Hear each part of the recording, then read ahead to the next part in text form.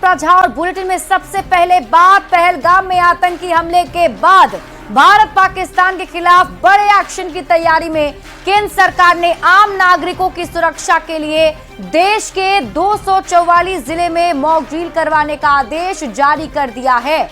बिहार के भी 6 जिलों में मॉक ड्रिल होगा। बिहार के पटना, पूर्णिया, कटिहार, किशनगंज, अररिया और बेगूसराय में मॉक ड्रिल का आयोजन किया जाना है। बुधवार शाम 7 बजे से 10 मिनट तक ब्लैकआउट होगा और इस दौरान सभी लाइट को बंद करके युद्ध की स्थिति से बचने की तैयारी की जाएगी। पटना में 80 जगह पर सायरन बजेगा। पटना में शाम 7 बजे से 7:07 तक बिजली काट दी जाएगी। फायर ब्रिगेड और थानों की गाड़ियां सायरन बजाएगी। 6:58 पर सायरन बजेगा और सभी लोग बत्ती बंद कर देंगे। हालांकि लोगों से पैनिक नहीं होने की अपील की गई है। सड़क पर चलने वाले लोगों से भी गाड़ी के लाइट को बंद करने की अपील की गई है। इमरजेंसी सुविधा एम्बुलेंस को इस व्यवस्था से छूट रहेगी। मॉक ड्रिल के दौरान, युद्ध के दौरान बचाव के तरीके बताए जाएंगे। आम नागरिकों और छात्रों की ट्रेनिंग होगी। करीब 1000 लोग रिहर्सल में शामिल होंगे। पुलिस मुख्यालय की तरफ से नेपाल से सटे सीमावर्ती जिलों के साथ बिहार के सभी जिले के एसपी को अलर्ट जारी किया गया है। जो कहीं भी गैप्स पाए जाएंगे, त्रुटियां पाई जाएंगी, उसको निराकृत किया जाएगा। यदि कोई सिविल डिफेंस का जो पूरा हमारा एपरेटस है, स्टेट लेवल से लेकर के down to the village level, जहां कहीं गैप्स पाया जाएगा तो उसकी प्रतिपूर्ति की जाएगी और रिस्पांस देखा जाएगा क्या रिस्पांस है। 7 बजे से 7:10 तक एक ब्लैकआउट की मॉक ड्रिल की जाएगी। लाइट्स पूरी तरह से सभी ऑफ रहेंगी। कहीं भी लाइट्स बाहर नहीं आए। कहीं अगर कुछ इमरजेंसी है किसी घर में या हॉस्पिटल में कहीं और भी, तो विंडो पर, खिड़की पर मोटा जो पर्दा होता है वो लगा रहे और पूरी तरह से लाइट सब बंद की जाएंगी। तो ये एक जो वार लाइक सिचुएशन होती है उसमें इस प्रकार का रिहर्सल और मॉक ड्रिल सब होता है। और आइए अब हम आपको सुनाते हैं उस सायरन की आवाज जो इमरजेंसी के हालात में बजाई जाती हैं।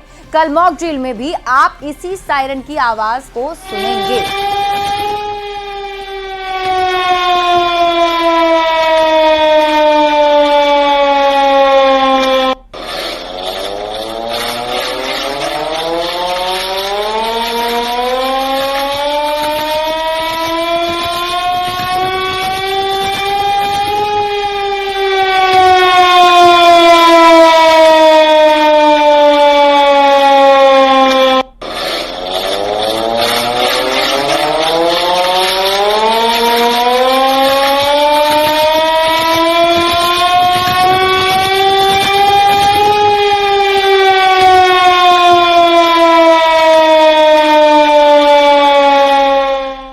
तो कल मॉक ड्रिल के दौरान आपको यही सायरन की आवाज सुनाई दे सकती है। देखिए, पहलगाम में आतंकी हमले के बाद भारत बड़े एक्शन की तैयारी में है।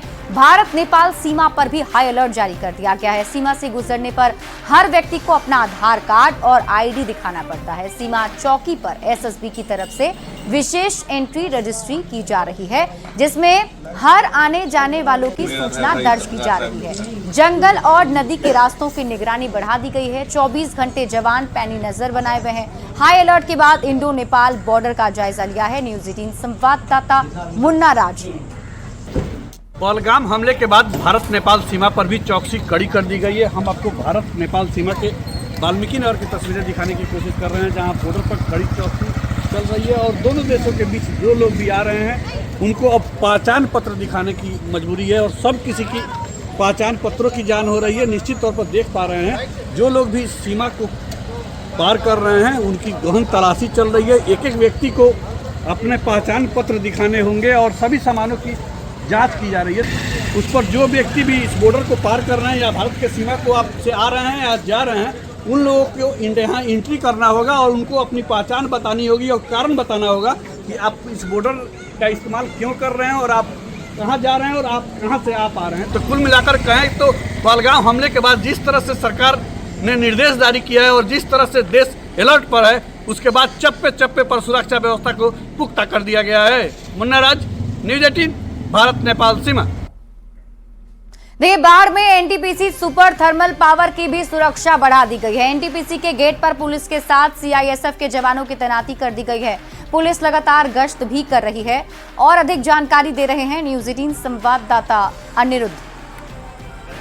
हमले के बाद बिहार सरकार पुलिस मुख्यालय ने अलर्ट जारी किया है। उस अलर्ट में बाढ़ के एनटीपीसी भी आता है और अभी खड़े हैं बाढ़ के एनटीपीसी में, जो आपने सामने देख रहे हैं एनटीपीसी पुलिस जो है मुख्य मार्ग पे खड़ी है कि कोई भी इंट्रेंस व्यक्ति आते हैं तो उसका संदिग्ध होने पर उसकी जांच की जाती है। हालांकि एनटीपीसी में दिन भर कई लोग आते हैं, लेकिन शाम होते ही पुलिस जो है काफ़ी अलर्ट मोड में दिख रही है। कल से जो चिट्ठी निकला है उसका सीआईएसएफ जवान भी जो है वो काफ़ी जांच कर रहे हैं और एनटीपीसी थाना भी जो है मुख्य गेट पर खड़ा होकर हर एक आने जाने वाले पर नजर रखती है। सीआईएसएफ के कमांडेंट और एनटीपीसी थाना की बैठक भी हुई है और एनटीपीसी के अंदर चूँकि संवेदनशील इलाका माना जाता है, अंदर जो है वो रिकॉर्डिंग करने से मना किया गया है, लेकिन अंदर जो है काफ़ी बैठक की है और बैठक करने के बाद ये गश्ती जो है और चेकिंग जो है काफ़ी बढ़ा दिया गया है। अनिरुद्ध, न्यूज़ 18 बाढ़। बढ़ते आगे, बिहार विधानसभा चुनाव से पहले सरकार ने एक साथ 20,000 पुलिसकर्मी का तबादला कर दिया है। बिहार पुलिस में ये अब तक का सबसे बड़ा फेरबदल माना जा रहा है। पुलिस मुख्यालय ने एक साथ 20,000 सिपाही का तबादला किया। 15 दिनों के भीतर सभी सिपाही नए जगह पर योगदान करेंगे। सरकार ने आगामी विधानसभा चुनाव की तैयारियों को देखते हुए एक बड़ा प्रशासनिक कदम उठाया है। आपको बता दें कि 8 अप्रैल को क्षेत्रीय स्थानांतरण समिति की बैठक में लिए गए फैसले के तहत सिपाहियों का ट्रांसफर किया गया। तबादले की सूची में पटना, दरभंगा, गया, मधुबनी, सहरसा सहित राज्य के कई जिले शामिल हैं। और इस बीच आपको गोपालगंज से बड़ी खबर बताते हैं, जहां चाकू मारकर एक युवक की हत्या की खबर मिल रही है। 23 साल के कैफ खान की हत्या कर दी गई। हत्या के बाद से इलाके में दोनों पक्षों में तनाव देखने को मिल रहा है। कई दुकानों में तोड़फोड़ और आगजनी की गई है। मौके पर पुलिस की टीम पहुंची तो पुलिस के साथ भी झड़प की गई है। हरेराम, आशीष और बबलू यादव हिरासत में लिया गया है। बोरे के सिसई पैठान टोला में वारदात को अंजाम दिया गया है। नवादा से बड़ी खबर बताते हैं, जहां बस और ट्रेलर के बीच टक्कर हो गई। हादसे में 20 से अधिक लोग के घायल होने की सूचना है। सदर और निजी अस्पताल में सभी का इलाज चल रहा है। पकरी बरावा के कचना मोड़ के पास ही घटना बताई जा रही है। तस्वीरें आपके टीवी स्क्रीन पर आपको दिखा रहे हैं। तो नवादा से इस वक्त की बड़ी खबर, जहां भीषण सड़क हादसा हुआ है। हादसे में 20 से अधिक लोग घायल हो गए।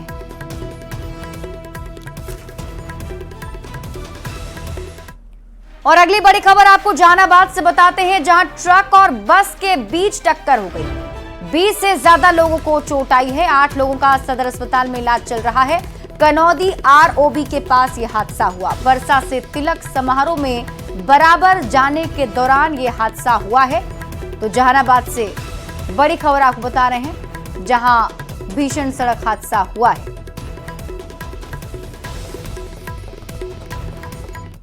और एक बार फिर से ऑर्केस्ट्रा में पिस्टल लहराने का वीडियो वायरल हुआ है। वीडियो औरंगाबाद के दाऊदनगर का बताया जा रहा है। इस वीडियो में साफ तौर पर दिख रहा है कि एक लड़का पिस्टल लिए डांसर के साथ ठुमके लगा रहा है। हालांकि इस वायरल वीडियो की पुष्टि न्यूज 18 नहीं करता है, लेकिन तस्वीरें आपके टीवी स्क्रीन पर दाऊदनगर का ये वीडियो बताया जा रहा है।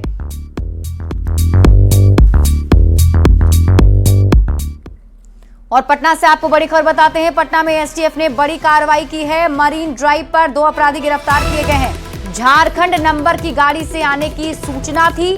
सूचना पर एसटीएफ ने घेराबंदी की। 2 गाड़ी जब्त की गई है और अब दोनों गिरफ्तार अपराधियों से पूछताछ की जा रही है। तो इस वक्त की बड़ी खबर आपको पटना से बता रहे हैं। मरीन ड्राइव पर एसटीएफ की टीम ने बड़ी कार्रवाई की। खबर बेगूसराय से है, जहां जम्मू कश्मीर के रामबन में शहीद हुए सुजीत कुमार का पार्थिव शरीर उनके पैतृक गांव लाया गया। केचकिया थाना के अमरपुर गांव के रहने वाले सुजीत कुमार के अंतिम दर्शन को लेकर लोगों का हुजूम उमड़ पड़ा। लोगों ने नम आंखों से शहीद को अंतिम विदाई दी। रामबन में सेना के ट्रक के खाई में गिर जाने से सुजीत कुमार शहीद हो गए।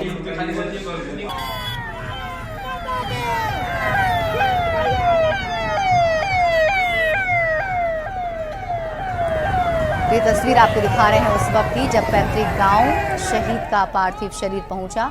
अमरपुर गांव के रहने वाले थे सुजीत कुमार, जो रामबन में शहीद हो गए हैं। उनका पार्थिव शरीर जैसे ही उनके पैतृक गांव पहुंचा तो लोग भारत माता के नारा लगाते हुए वहां पर नजर आए। नम आंखों से सभी ने शहीद जवान को विदाई दी। बिहार के लोगों के लिए एक अच्छी खबर है। आने वाले समय में राज्य भर में गंगा नदी पर बनने वाले 9 नए पुल अस्तित्व में आ जाएंगे। इनमें से 6 पुल का निर्माण पटना जिला में किया जा रहा है। इन सभी पुलों पर आवागमन शुरू होने के बाद बिहार में गंगा नदी पर पुलों की संख्या 16 हो जाएगी। बिहार वासियों को गंगा नदी पर मिलने वाले पुलों की सौगातों के बारे में और अधिक जानकारी दे रहे हैं न्यूज 18 संवाददाता संजय कुमार।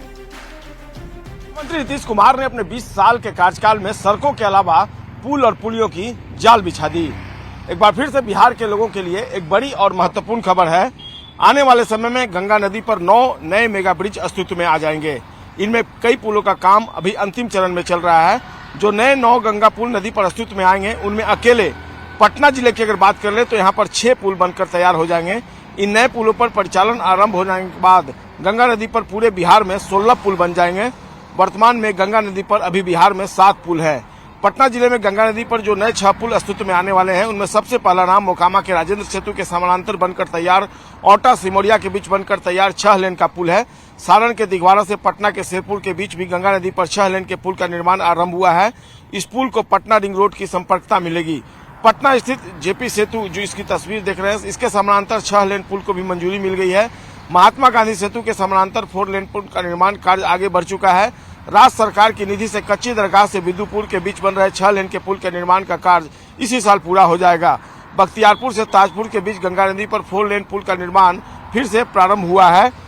पटना के अलावा गंगा नदी पर जिन 3 जगहों पर नए पुल का निर्माण होना है उनमें भागलपुर के विक्रमशिला सेतु के समानांतर 4 लेन का पुल, अगवानी घाट से सुल्तानगंज के बीच 4 लेन का पुल तथा साहेबगंज से मनिहारी के बीच 4 लेन का पुल शामिल है। गंगा नदी पर 3 नए जगहों पर मेगा ब्रिज निर्माण का प्रस्ताव है। इसमें भागलपुर के कहलगांव में 4 लेन पुल, रक्सौल हल्दिया एक्सप्रेसवे के मार्ग रेखन पर बेगूसराय के मटिहानी से सामहो के बीच 6 लेन के पुल का निर्माण शामिल है। गंगा नदी में वर्तमान में 7 पुल जो हैं वो अस्तित्व में हैं। इनमें बक्सर में 2 लेन का पुल, आरा छपरा के बीच 4 लेन का पुल, दीघा सोनपुर के बीच 2 लेन का पुल, महात्मा गांधी सेतु 2 लेन का, राजेंद्र सेतु मुंगेर में रेल सड़क पुल तथा भागलपुर में 2 लेन का विक्रमशिला सेतु शामिल है। कैमरा पर्सन मणि चुनिया के साथ संजय कुमार, न्यूज 18 पटना। जानकी नवमी के त्यौहार पर दिल्ली में वैदेही उत्सव का आयोजन किया गया। वैदेही उत्सव में मिथिला की संस्कृति की झलक दिखी। कार्यक्रम में जेडीयू सांसद संजय झा शामिल हुए। संजय झा ने कहा, सीतामढ़ी के पुनौरा धाम में माता सीता के भव्य मंदिर का निर्माण शुरू हो गया है।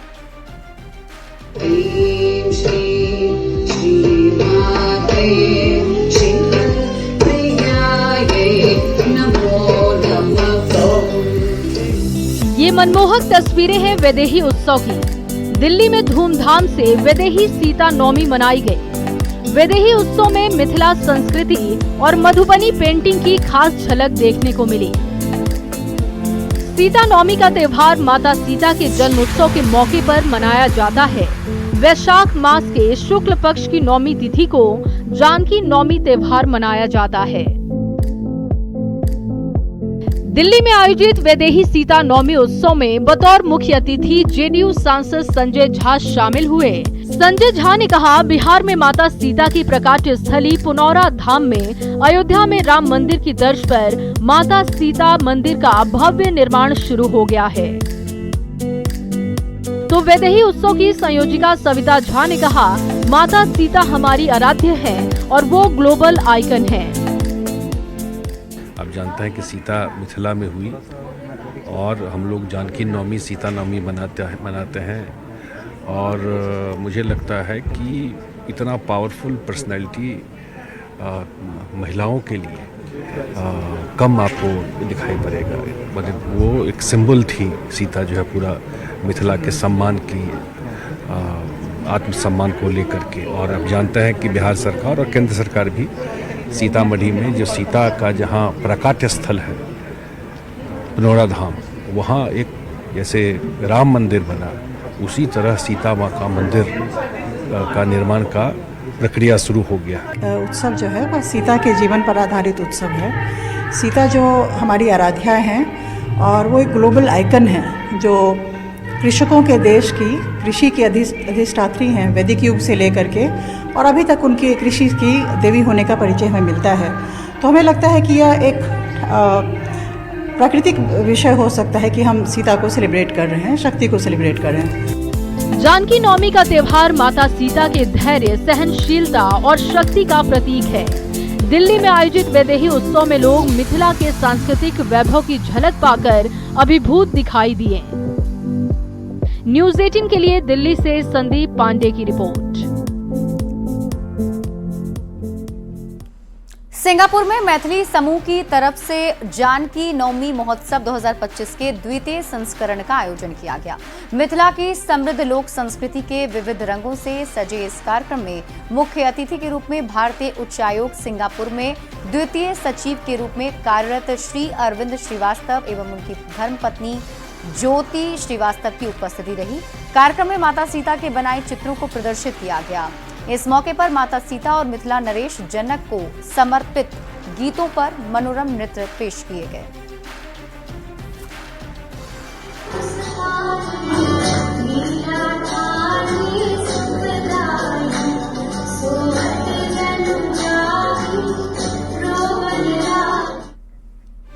सीतामढ़ी में जानकी नवमी के पावन मौके पर 2 दिवसीय सीतामढ़ी महोत्सव का आगाज हुआ है। महोत्सव का उद्घाटन डिप्टी सीएम विजय सिन्हा, पर्यटन मंत्री राजू कुमार सिंह, कला संस्कृति मंत्री मोतीलाल प्रसाद ने संयुक्त रूप से दीप प्रज्वलित कर किया।